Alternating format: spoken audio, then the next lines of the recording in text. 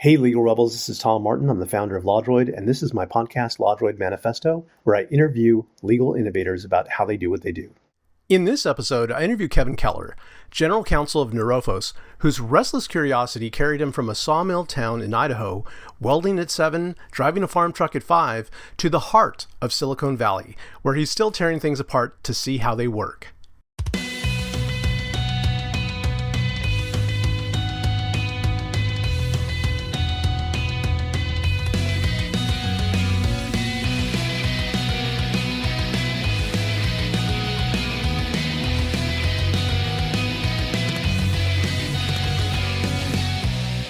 Welcome to the LawDroid Manifesto podcast. I'm Tom Martin, your host. I'm so thrilled today to have on Kevin Keller. He is general counsel of Neurophos. He is a fellow legal tech geek like me, and there's so much for he and I to talk about. He's been working on, reasoning systems. He's created his own open source legal assistant that's affiliated with Legal Quants. He has been doing some amazing work with his company, Neurophos, creating like light computers, basically, like a la Star Trek. So without further ado, Kevin, it's a pleasure to have you on today. I'm really excited. Yeah, nice to be on. Thank you. Like as we all do, probably daily, is just check in with everyone, see what they're up to in the community. And I go on to LinkedIn. There's way too much to catch up with all the people that I like and follow. You're definitely one of them. The stuff that I see you getting into is it's just so far ahead of the curve. Like everything that I've seen is the work that you do with your company, which I knew was, doing amazing things with chips, but I didn't realize that it also had to do with like using light. That's a really cool next phase that I don't think a lot of people are thinking about, but it's a natural way of processing at the speed of light. I've also seen your work with Legal Quants, where you created a basically generalized assistant system and incorporated reasoning in a very like auditable way so that you don't have to take its word for it as a black box. You could get into it. And then also like I did see your work on reasoning and like different modes of reasoning and really breaking that down and doing benchmarks on that. It's really crazy, amazing stuff. And I think the type of thing that AI now makes possible. So I'm excited to jump into all that stuff. But first, I want to ask you about, you and your backstory and stuff like that. You're currently in Sunnyvale, right? Yeah. Have you lived there your whole life, or did you grow up somewhere else? No, I grew up in a small town in Idaho, outside of Boise called Emmett. It's a sawmill town. I had farmers and sawmill workers for parents and grandparents generations back. Yeah, so Sunnyvale is definitely a change from that small rural, living on 20 acres, farmers and sawmill workers to where I am now, kind of in the heart of Silicon Valley. Sometimes I pinch myself, just like I never could have imagined I'd be where I am. No one in my family's, had gone to college, let alone grad school, and the life I live and the privileges that I've had and the ability to travel and all this has just been something my younger self would have just not even imagined was possible. That's an amazing story and journey there. I'm curious about, is it Neurophos that brought you to Sunnyvale? You've been involved in some other wonderful companies before that. Yeah, I know.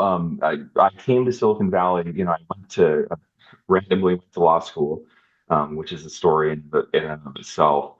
But when I was looking, the .com was just at the height, when I was graduating from law school, and when I was looking at where I should probably end up, I had built a community in New York City. We had started an incubator with me and a co-founder with law students and business students from Columbia and NYU. So there was a lot of reason to stay there, but things were going crazy and the .com, and it just made sense to come to Silicon Valley. So I started out my career at Wilson Sonsini, and I've been to various different companies along the way. I did a stint at Micron, which was kind of a chance to go close to back home in Boise, Idaho. This was way back when. Turns out the market was very small. Having young kids in my family was an hour drive away. Might have been on the other side of the planet, with a 2-year-old newborn in the car. So, we came back to Silicon Valley relatively quickly, and then I went back to Wilson. I worked at Microsoft for a few years. I worked at Amazon for a long period of time. It's the first attorney hired in the U.S. outside of Seattle, and for the Kindle and all the devices that came out of there. And then since then, I've been, shorter stints at various places.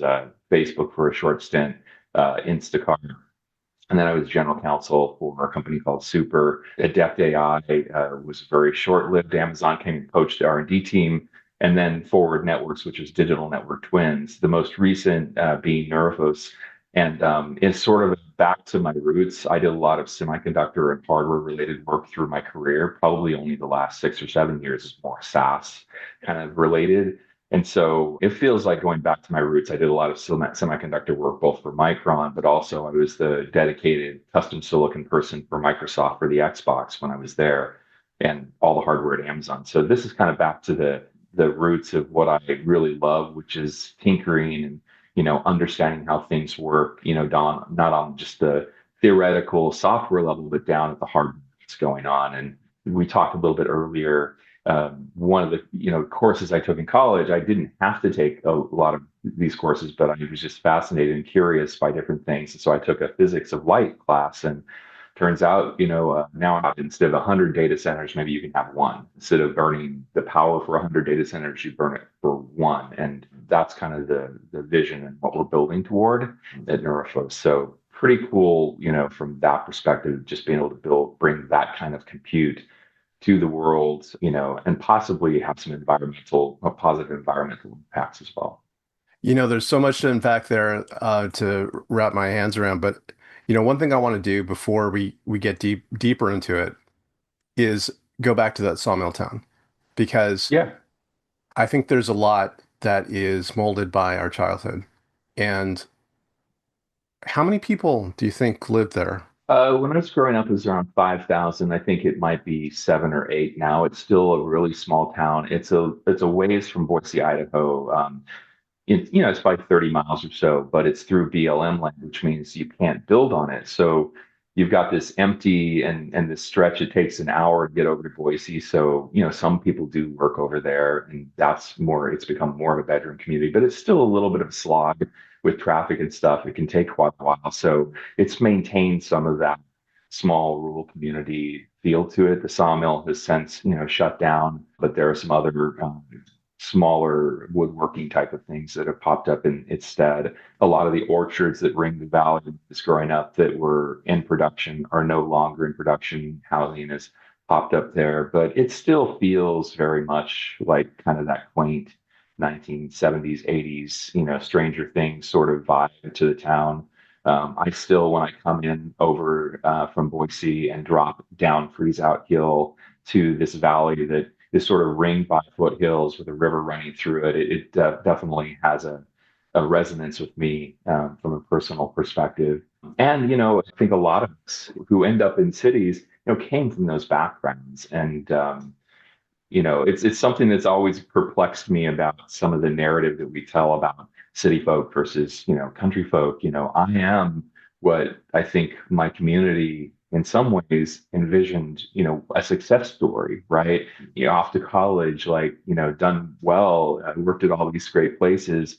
But at the same time, then the politics now are, those people on the coast don't understand. I do understand. I really want the best for people in my small community. I really want to pay my taxes, on the good fortune that I've had to help, people in those communities get education and have services and all that because I was there. I got the benefit of government services that occasionally we had the government cheese, and we got healthcare that was actually reasonable and all this. So I want those things for the people in those communities. And I think there's a lot of us out there who, that resonates with that we grew up, there. So I think we're contemporaries, around the same age. And I'm curious, like your childhood there, like I remember that back in the day, it was more of like a feral type of childhood where you could wander about and the parents were not, helicopter parents by any means.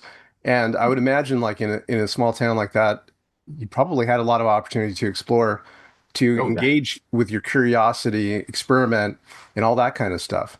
I spent a lot of time outside just tearing things apart, fixing things, finding, and my grandfather had a farm. And, if you're a farmer back in the day and even now, you've got a whole shop. I had woodworking equipment, machining equipment that I was using. Like I was welding at like, 7 or 8, just practice welds and things like that. But that grandfather, they lived about 6 miles away, over the river and through the woods, literally. And we would, during the summer, my parents say go over to grandparents' house and help them out. So you'd get on your bikes and you'd ride over to their place, and ride down the hill that was very steep and sometimes fall off the bike and skin your knee. And you dealt with it and you got home, or you got a dog bite and you found a way to patch yourself up and you got home. So yeah, there was a lot. I think we did sort of have a lot of freedom that let you explore your curiosity and all that I really benefited from. And I had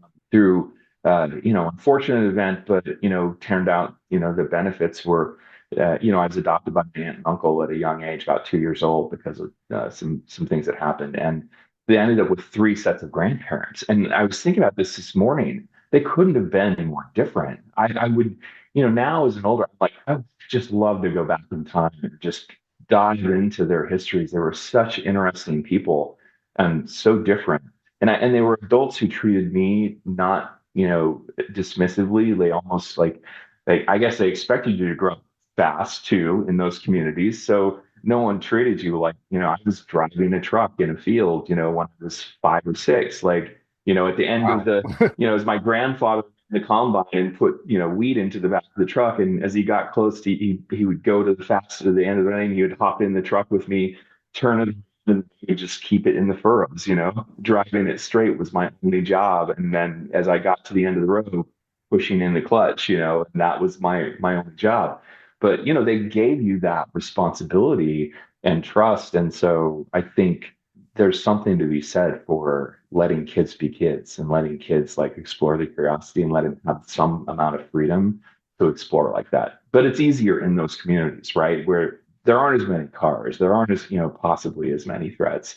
It's easier for a parent, I think, maybe still even today, to have their kids have a little more freedom or feel comfortable with it there. That's a great story. I think that like early responsibility, trying to figure things out to meet that responsibility and the curiosity, like it's just, I'm hoping it's not something that gets lost over time with the way that we raise our kids. Yeah. Describe to me a little bit about the jump from that to getting a degree in Bachelor's of Science in Yeah. Electrical Engineering. Yeah. How'd that come together? I love science fiction, as a lot of us do. And I actually think I've read it and taken away the right lessons, unlike some of the titans of industry. There was a great article out this week, by an author who's written about how they've sort of like misinterpreted a lot of the lessons in science fiction. I grew up with a lot of that. I grew up at the library as much as I could get my parents to, those scholastic books, and I would, save up my dollars and get some more books, but they would also take us to the library. And I dove into the science books, and I just wanted to know how things worked. And I read a lot of science fiction, and then, and also like from that learned a lot of like the downsides of technology. And I think that a lot of what I try to build now, and a lot of that is like comes from my application of the potential negatives that I've seen through reading and all of this, as well as I surround myself by some people who absolutely think that it's the worst thing in the world, and it shouldn't be used for anything. And so, like when I'm thinking about leveraging technology, am I thinking about minimizing? And it was back to the college jump. Just to explain it a little better, though, I was fascinated with all this stuff, and I had no plans to go to college. I didn't even know it was an idea. And then all of the people I was in the honor society with all this were talking about going to college, and I hadn't even thought about taking the ACT or SAT. And I'm like, you know what? I may as well do it. And so I just took it out of the blue. Didn't even know if I was going to go. Did pretty well. I thought the only way I could possibly go to college was to have some sort of scholarship. So I applied for ROTC and got a few ROTC scholarships. And then I realized it wasn't quite that. And so I that's how I got to college. I just like Oh, it's an option for me? Oh, okay. And embarrassingly, to some degree, that's how I got to law school as well. I got married relatively young, and my wife, she came home one night and with a sample LSAT and said, you're talking about what to do for grad school. And I was looking at biomedical engineering. I love the idea of bionic eyes and how do you interface between the human body and cameras. And I was fascinated. There was a program that I was interested in. And that was one option. I thought about business. I thought about a couple other things. And I was apparently constantly talking about it. And she came home and she's like, here, you always have something to say when there's a case or something. I think it was a social justice sort of like really have a strong, and maybe you can go into my psyche this, but she brought one home and said, take this and maybe this is what's for you. So I took a sample LSAT, and being an engineer, I did pretty good on the logic and analytical reasoning. I didn't do as good on the reading comprehension, which is because I read really fast, and sometimes I miss the finer details if I'm not paying attention to it. And I was in that mode. But I thought, you said, you know what? Let me study for this.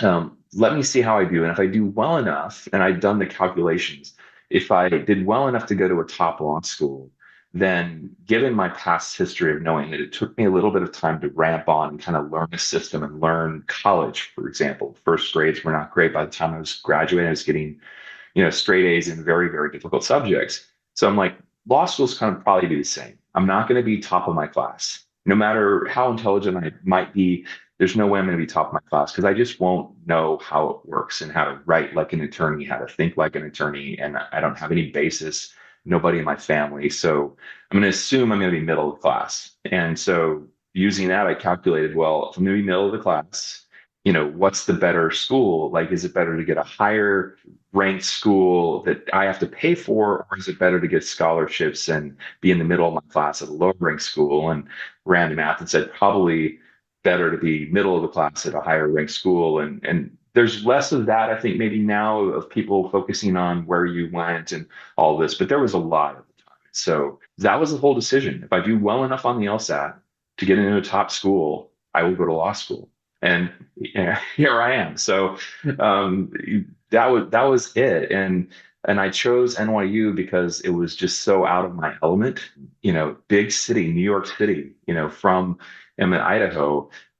It just felt like that would be the place where I got exposed to things that weren't like me, people who weren't like me, ideas that were different, and that's kind of what I was looking for. My curiosity sort of was driving me towards. So that's how I ended up in law school. I love the way that you got to law school. Like it's such an engineering way of getting to law school. Drawing like a four quadrant thing, and figuring out the Right. math and like where in the middle, and that's amazing. I could tell you that most lawyers wouldn't have done it that way.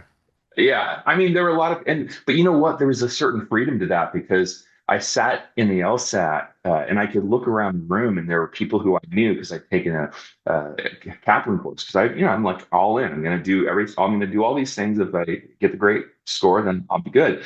But there were people who had taken the course with me and I knew them, and talking to them, they came in so nervous because they had this vision. They were a philosophy major, which I love philosophy. You've seen my stack of books. I think it's fascinating. I just had to coming from that rural community and thinking I need to find a profession that actually I can support myself. I can pay my loans and all this. My focus was on optimizing for being able to, support myself, support a family eventually, and all this, rather than the things that fascinated me, which I could have studied any number and been all over the map with them. That's not a dig on philosophy, psychology, economics, English, all the basic, the majors that typically feed into law schools.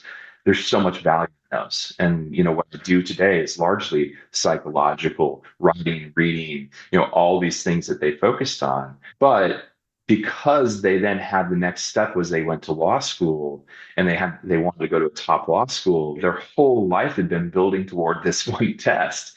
Whereas I was almost dismissive in like being able to say, well, if I don't do well, and this is no big deal. I've got an engineering degree. I've got these other options. I can do other paths. And so I didn't put as much pressure on myself. And so that made it easy to walk in and feel more comfortable with it. But it also meant that when I got to law school, a lot of those skills that they had gotten through philosophy, English, and the majors where they had to write and they had to explain the why of things, I didn't have, and it took me time to develop.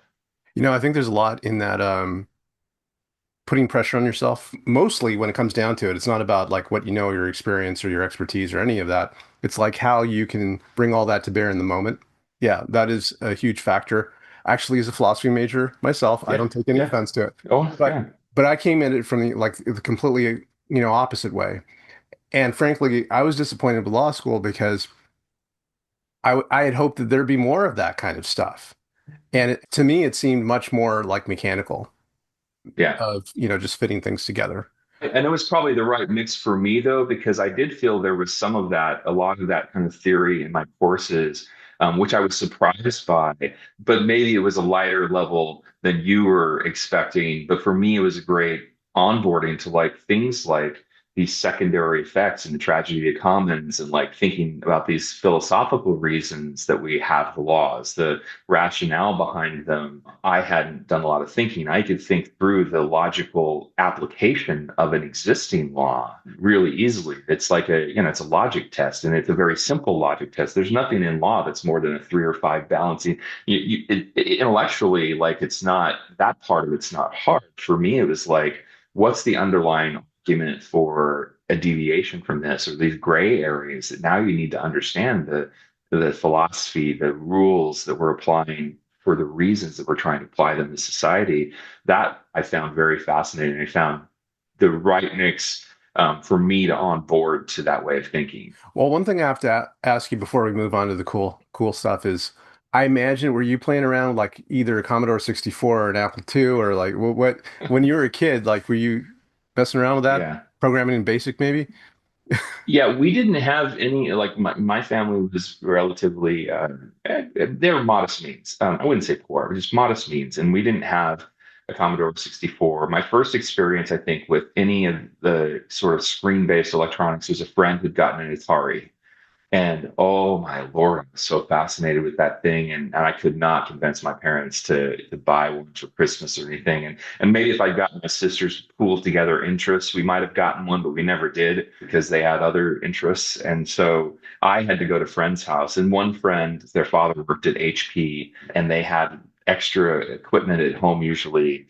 And they got a Commodore 64, and it didn't have a tape drive. So, think about that. No hard drive storage, right? You turn it off, the RAM is gone. So Yeah. you programmed in BASIC, and if you missed something, even anything, it didn't work. And then you had to start over from scratch. And so, it was tedious, but it was like fascinating. You could make these pixels work and everything. And then in junior high, we had some Apple IIe's that we learned to do some basic programming and things on. And yeah, so that was, I think a lot of us, that was our entry to just being able to actually do something and make something happen on a screen on computers. And I started out actually in college as computer science, and because I was fascinated by it. But because my curiosity drove me, I'm like, I want to understand how it works on a deeper level. So now I need to go into like the transistors and building those into D flip-flops and building those into logic circuits. And now I can get to the logic level and how the computer works. So that was kind of why I made the switch to electrical engineering. But yeah, it started, I think there. It started with again some science fiction, but not in the way like I think people think that Elon has misinterpreted. A lot of it, what I've read, what I read and what I focus on is really the societal impacts. Those are the kind of books and things I like to read. And I think that's the wonderful thing about speculative fiction is you can say this thing happens or this technology happens, but what's interesting about it is not, and yeah, I like the interesting parts about how the technology could potentially work, but it's the ramifications. How does this Mm. impact society? Asimov's foundation is like, how do you think about people and how they think and how can you model them? That's a much more fascinating thing than any of the technologies it's described in that world of future. Really, the fascinating thing is like, how do you distill that down and think about how people might behave over a long course of history? That's the thing to take away from it, not that they have robots, right? It's that the robots have moral dilemmas. The more robots have to consider their place in society. Those are the things that are the interesting things in those science fiction books that I take away. and that led me to just be fascinated by, could I be part of like creating some of this in some way? Well, let's jump into that because right now we are living through a sci-fi story. Like it Yeah. is actually happening in real time. I share a similar habit to you. Every morning I get summaries of new AI papers that come out and I look through them. Can I combine this one with the other one? Like, okay, this is interesting. Oh, I hadn't thought of that before. The volume of innovation is just ridiculous. I know that people play around with AI, but if you were exposed to this like fire hose of this stuff coming out, it is to me so transformative and not in the corporate speak kind of way. It's that we basically have uncovered like the amino acids of intelligence so that we now have these ingredients that we could combine and recombine in different ways that is just taking us to a completely different space. And so I'd love to hear your thoughts about that and how you Yeah. think we're going to be affected by this reality. I feel like my brain is getting more exercise now than it has most points in its life. And I don't think that that's because my brain has slowed down in any way appreciably. I mean, it probably has from the time I was 20, but maybe it's settled is probably the better word for it. But I think that we're all right now, even those of us who kind of onboarded to fast learning, and I think that that's one of the things you do get from law school and from engineering is you run into a semester, but by the end of it, you have a decent working mind wrapped around sort of knowledge of a particular area really quickly. And that actually was enough for me up through AI. I had some habits and some techniques that I used to keep up on the latest kind of technology advancements in all the areas that I was interested in. A set of blog posts and a set of, tech things that I followed, people that I followed, and I could keep up really with light touch, once a week, once every other day or every 2 or 3 days, just take a look at like a pile of things that I collected that I was interested in, read some papers and all that. And I pretty much kept up and was kind of almost, looking ahead a year or two in the future of things that were happening. This hit, and just there's so much out there. I've had to fall back to like really relying on other human minds to sift through it and highlight things that they're finding interesting. So I try to follow people who have curiosity or areas of curiosity that are lined with mine, and they surface some things, I surface some things that they might find interesting, and so it's almost a community learning exercise. I think our minds, when I'm working on some of the systems that I'm working on, and you think about, recurrent neural, this is a good example. If you hit one of them immediately with like high signal, like you don't stage it, like you can actually peg it to like behaving in a particular way, and it can't then learn much more from where you've like just pegged it. You think about the human mind as kids, we don't hit them with the whole world's knowledge all at once because it's just too much. There's a reason that you cater the information, having a community around a child to help them develop and, filter, act as smart filters of the things that might matter can help their brain then develop and develop as they go to be able to ingest more, see a bigger picture and all this. But it's not something you can do immediately. And I feel like right now we're at this cusp where even if you've trained your brain to think very quickly, to make connections, to look across a lot of stuff, it's a lot. And it's fascinating, it's fun, but yeah, it's a lot. Yeah, it's a lot and it's easy to potentially get lost in it. There's, a lot in our human relationships and connections that is more important. And I found Yes. myself going down rabbit holes that maybe I would be better served not to. Yeah, it's alluring, it's compelling, and you like want to know. You want to know what the answer is.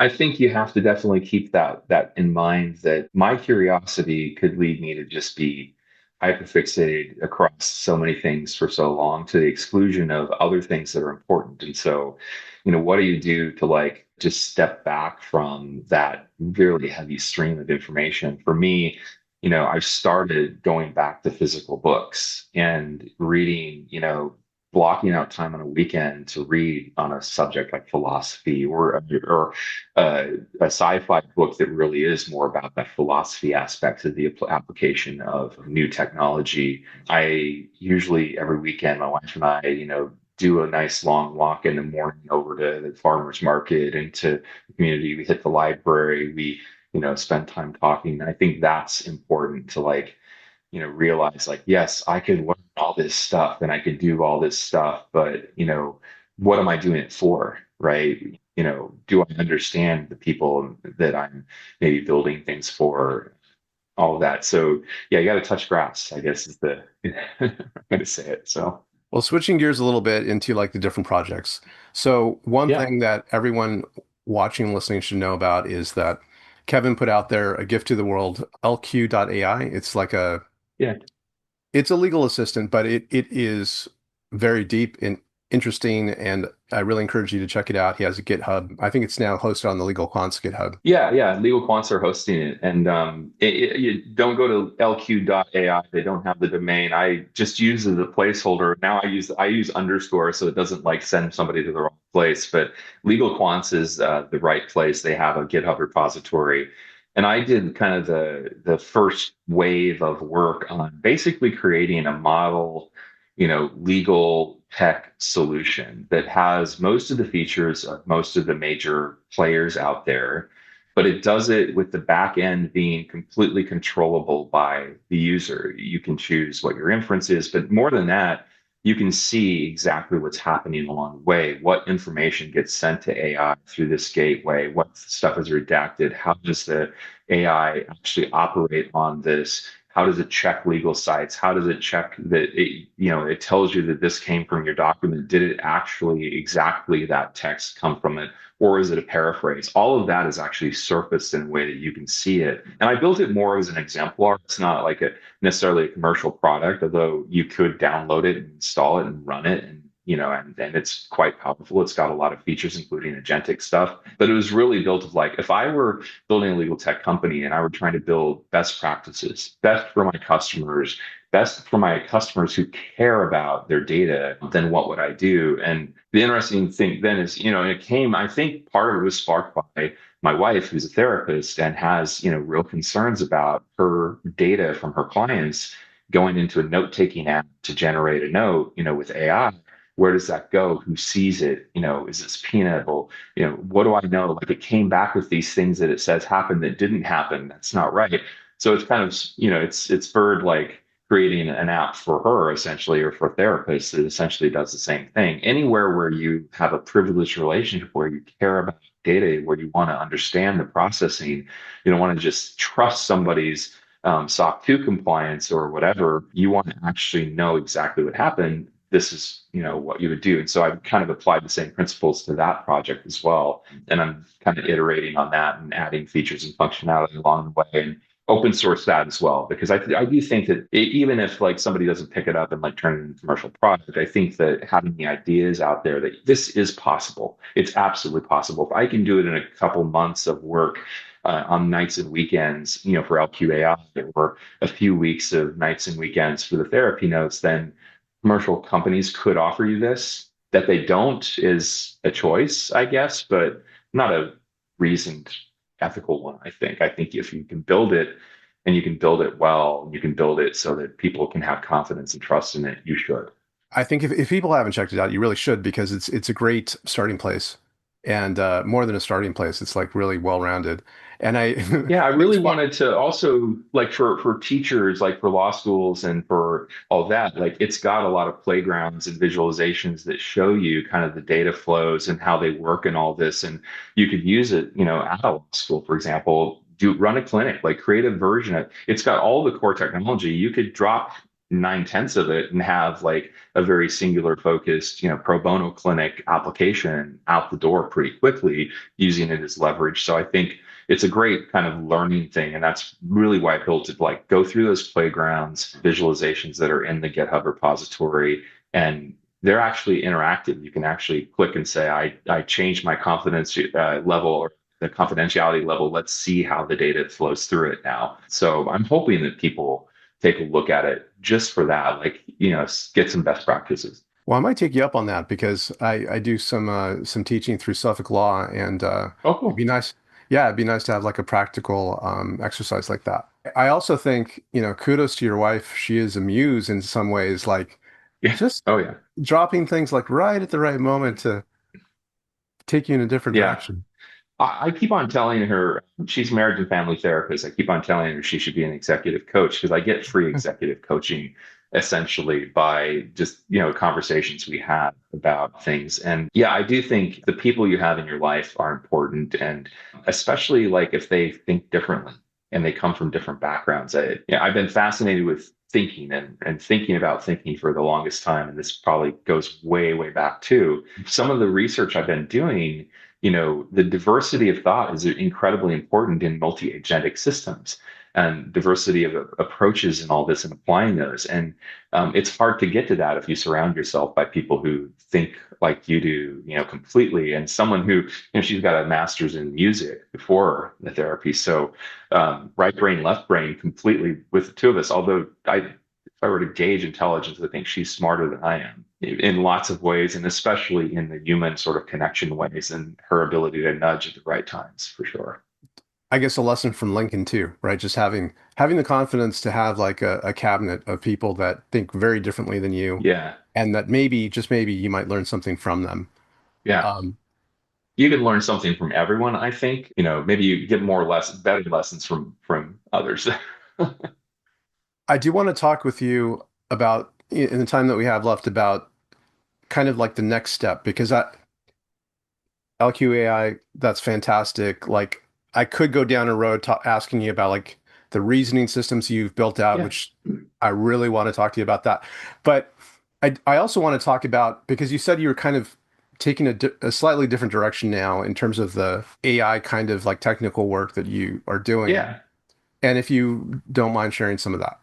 Yeah. I think, I spent a lot of time, I think, as I was first picking this back up. And I think part of it is for years I'd said if I just had a little bit of time, I could pick up Python. The last thing I coded in was C or C++, and it's been a long time. I think I could pick it up and I could really start to build stuff.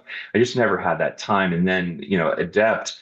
When the R&D team was poached by Amazon, we had time. I had some time, and it was right when the coding tools were coming up. And so all of a sudden, like I'm able to like get up that curve really quickly and start building things. And of course, like some of the first things I built were about thinking and about reasoning, but because of the legal background I have, they focused a lot on applying that to legal problems and things that I'd seen in my career, both knowledge management and just a whole range of things.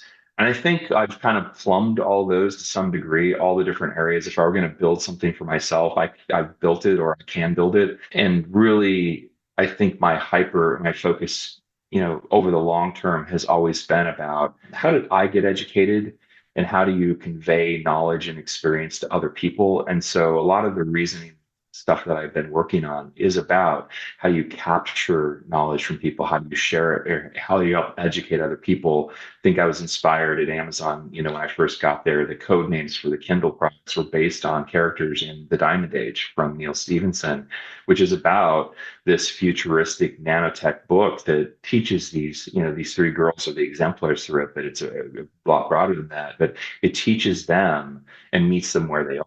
How do you replicate that? And so a lot of my focus now has been on, okay, now that I've got the skill set, now that I've thought about how knowledge is applied and how reason is applied in the legal space, let me move that over and just focus on how to build that so I can build the primer, if you will. I know that was one of the things that YC throughout that they want people to build. And I've been building now that I've come to this point. I've got all the different parts and pieces for the most part of it. Now I have to bring them together. So I sort of like I'm taking a step back from building anything in the legal tech space to doing that. Although I do have one project going with a jury consultant where we're helping to kind of replicate digital jurors, if you will. So you can ingest the materials that are used, during voir dire and then run these digital jurors through a trial and see how they come out as a way of either helping you select jurors. And, so we've got data from the consultant that we can actually, from actual real humans and both the ingestion as well as the trial, as well as the outcomes that we can use to actually validate whether our system is replicating how the human jurors, given these characteristics, given what you're able to gather, would perform a jury. That's the last sort of, but it really ties in deeply to how do people think and how do we replicate that And then once you've got how they think, then can you reflect it back and actually take someone who's an expert in something like it? I do like product counseling. How do you take someone who's junior and doesn't have a mentor and provide them with that sort of buttress or that sort of response to their curiosity? I want to become a product counsel. I want to become this. Can I actually, if I don't have a human mentor, leverage a system like this? Human mentor would be best in all worlds. We've all been really lucky if we've had somebody who took an interest and explained the why they did this to us and let us set in and see them in action. But it is really rare, and it is a really lucky thing to run across someone who's that sharing and that giving of their time. But for those who are still curious and don't have that, can I build something that helps them? That's kind of what the focus is now. I think it's wonderful because, and you even anticipated a question I had for you, which was for somebody who works at the frontier and thinks as deeply as you do about AI, like where is our place now? Like what remains for us as human beings? I think most people they're like, what are you even talking about? But for people, but for people that are in our little bubble, are like you see like the painting back into the corner, and you're like, what the hell? And I think with what you're working on, it's actually addressing that concretely. And that's the challenge for our time is, you know, the way that we work with this rather than have Yeah. it working instead of us.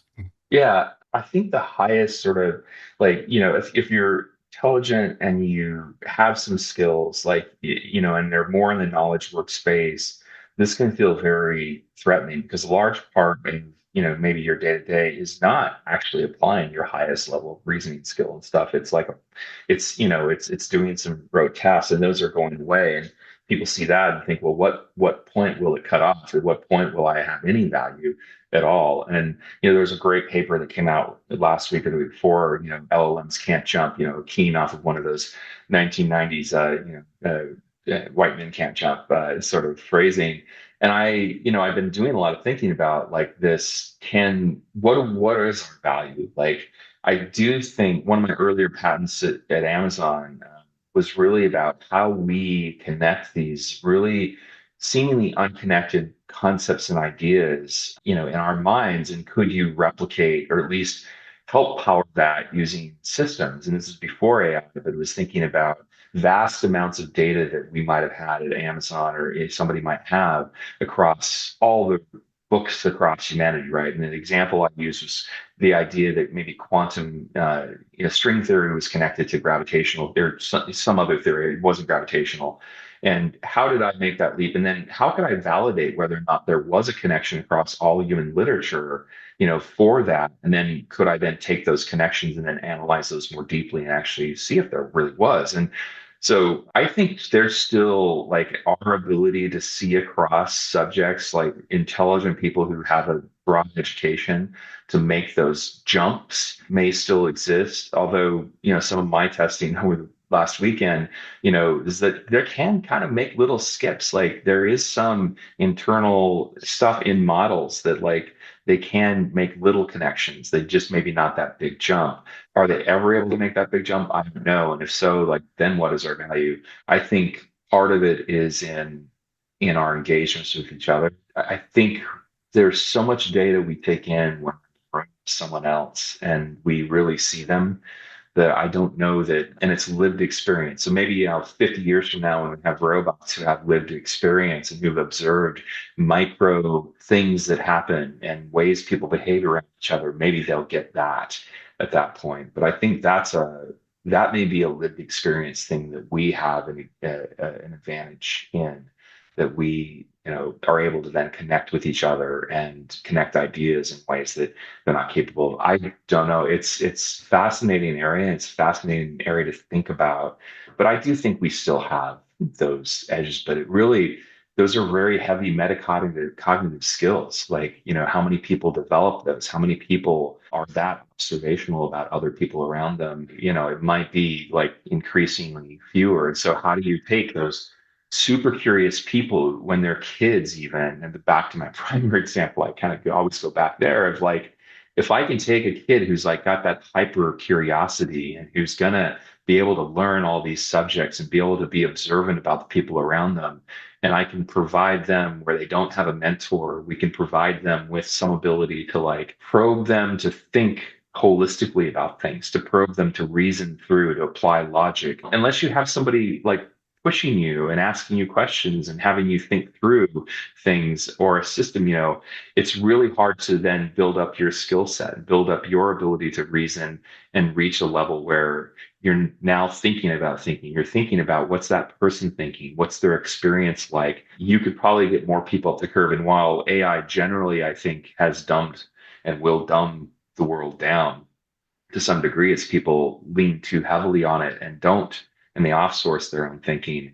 I think there's a lot of people out there who that will never be the case for, that they will use it as a tool to accelerate their learning, to explore their curiosity. We need to find those people. We need to provide them with mentors. We need, where we can't provide them mentors, provide them with the tools that let them explore their curiosity and, keep humans in the loop, at a high enough level that we're seen as partners to the upcoming alien or AI overlords. Maybe I don't know.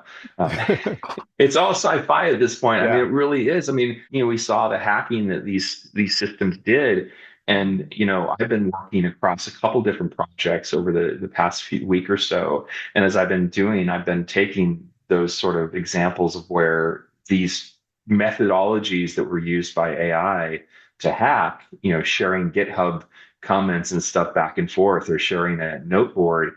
I've implemented that with my own agents because I've got one coding a service that another one's relying on. And so they're now communicating back and forth about, this one needs this for the front end. This one needs to build this in the back end, what properly goes in the back end versus the front end. And I'm orchestrating between the two, but it's becoming more of like me managing a broader organization, which is itself a human skill that's hard to develop and that takes some time and takes exposure to people mentoring you about how to do this. I'm applying that skill now with multiple agents building on different projects. They're not the same project with sub agents. These are like completely separate projects, but one can leverage the other. The reasoning system I'm building can leverage the NPC core math brain that I'm building over here, vice versa. So Absolutely fascinating, Kevin. I feel like I'm in the physicists surrounding me, and just learning the technology has been just amazing. It brought back a lot of the courses that I took in college that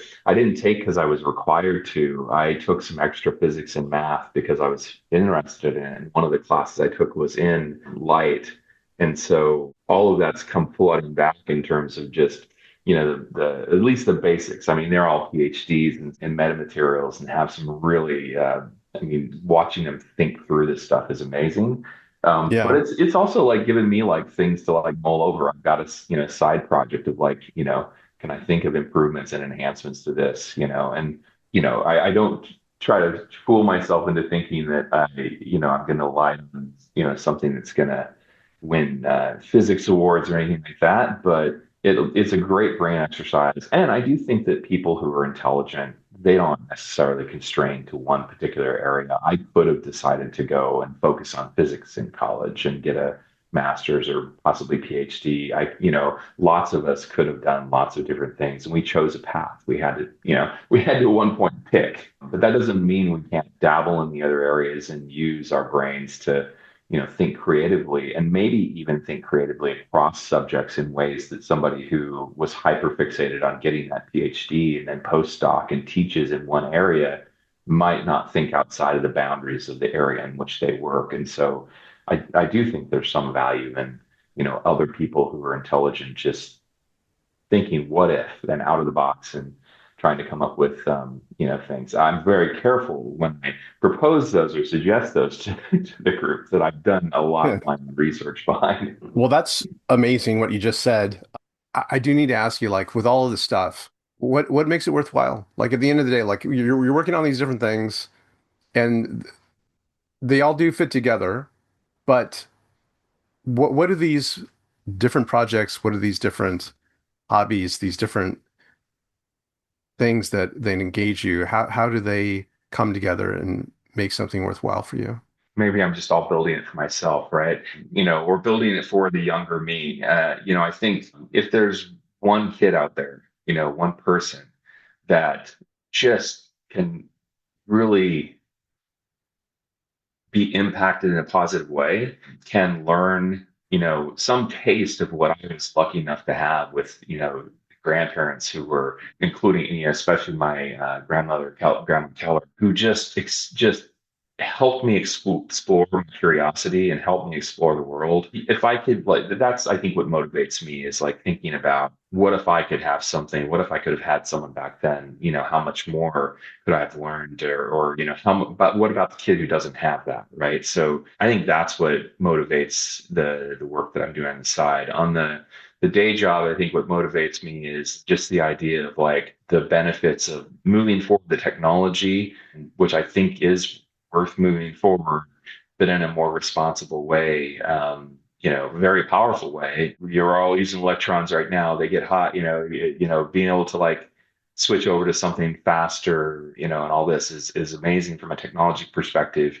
But it also then has the environmental and other benefits too that I think are, so it's nice to have what feel like your day job, is also potentially really beneficial to humankind. And then you're trying the night job to create something that could be personally impactful for someone. Well, Kevin, I really can go on for hours with you. Okay. Uh, it's really amazing stuff you're doing, and I want to thank you so much for spending some Yeah. time with me today. Yeah. Thank you. And for those that are watching, they want to keep in touch and learn more about what you're doing, how can they do that? You can follow me on LinkedIn. That's probably the best place, and reach out. My DMs, I respond to people all the time. And especially if you're a student, I always like you want to do coffee, virtual coffee.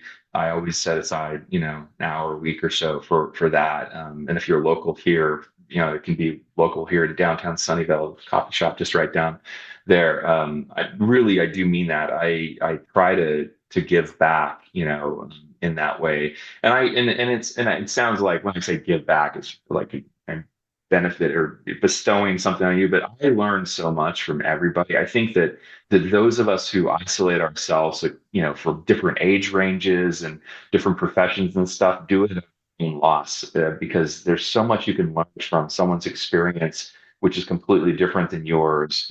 People coming out of law school know the law better than I do. I mean, honestly, like in the most current case law, they know they have a lot more insights into how it's being applied, like in their lives and lives of people their ages. And so I get just as much from those communications, those meetups, as than probably more is my guess. So yeah, DMs are open, but also feel free to reach out if you're local and grab coffee. I'm happy to do that. Well, thanks again, Kevin. And for all of you out there watching, please look him up.